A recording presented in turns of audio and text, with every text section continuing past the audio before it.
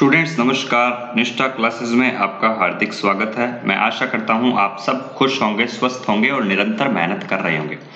Students, dictation की PDF के लिए आप हमारा टेलीग्राम चैनल ज्वाइन करें, जिसका लिंक कमेंट बॉक्स में है। डिक्टेशन शुरू होगा 5 सेकंड बाद।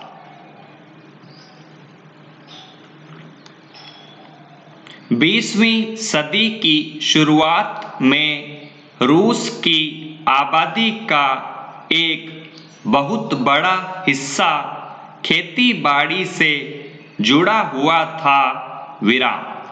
रूसी साम्राज्य की लगभग 85% जनता आजीविका के लिए खेती पर ही निर्भर थी। यूरोप के किसी भी देश में खेती पर आश्रित जनता का प्रतिशत इतना नहीं था।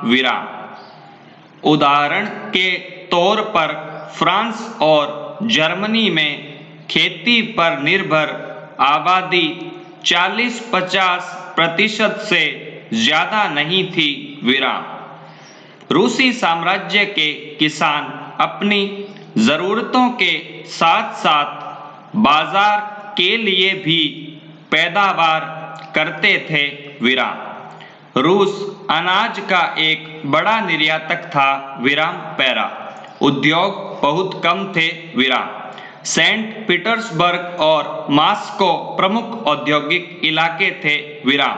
हालांकि ज्यादातर उत्पादन कारीगर ही करते थे, लेकिन कारीगरों की वर्कशॉपों के साथ साथ बड़े बड़े कल कारखाने भी मौजूद थे।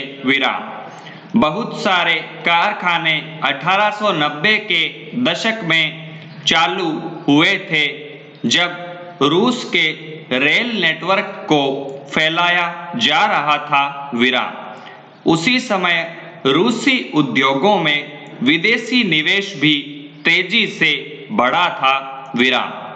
इन कारकों के चलते कुछ ही सालों में रूस के कोयला उत्पादन में दोगुना और स्टील उत्पादन में 4 गुना वृद्धि हुई थी। सन 1900 तक कुछ इलाकों में तो कारीगरों और कारखाना मजदूरों की संख्या लगभग बराबर हो चुकी थी। ज्यादातर कारखाने उद्योगपतियों की निजी संपत्ति थे।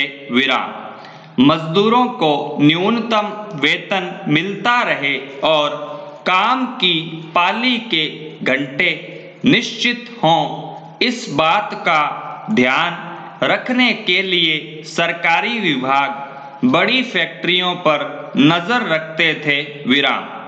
लेकिन फैक्ट्री इंस्पेक्टर भी नियमों के उल्लंघन को रोक पाने में नाकामयाब थे। कारीगरों की इकाइयों और वर्कशॉपों में काम की पाली प्रायः 15 घंटे तक खिंच जाती थी, जबकि कारखानों में मजदूर आमतौर पर 10-12 घंटे की पालियों में काम करते थे।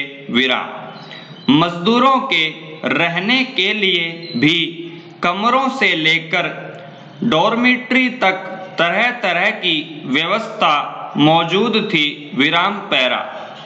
सामाजिक स्तर पर मजदूर बंटे हुए थे।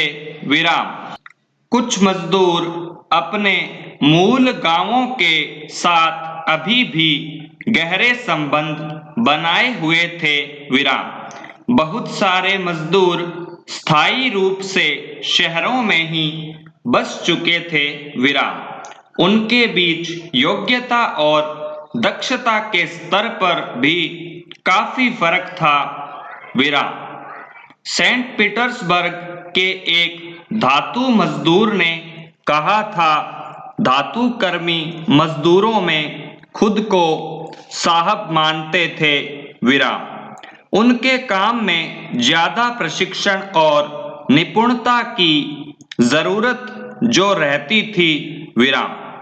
1914 में फैक्ट्री मजदूरों में औरतों की संख्या 31% थी, लेकिन उन्हें पुरुष मजदूरों के मुकाबले कम वेतन मिलता था। विराम।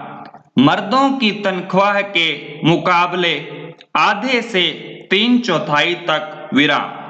मजदूरों के बीच मौजूद फासला उनके पहनावे और व्यवहार में भी साफ दिखाई देता था। विराम। यद्यपि कुछ मजदूरों ने बेरोजगारी या आर्थिक संकट के समय एक दूसरे की मदद करने के लिए संगठन बना लिए थे, लेकिन ऐसे संगठन बहुत कम थे। विराम पैरा।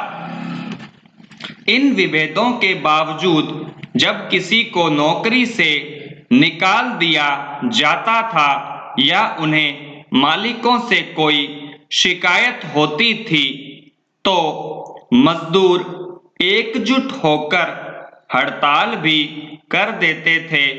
विराम।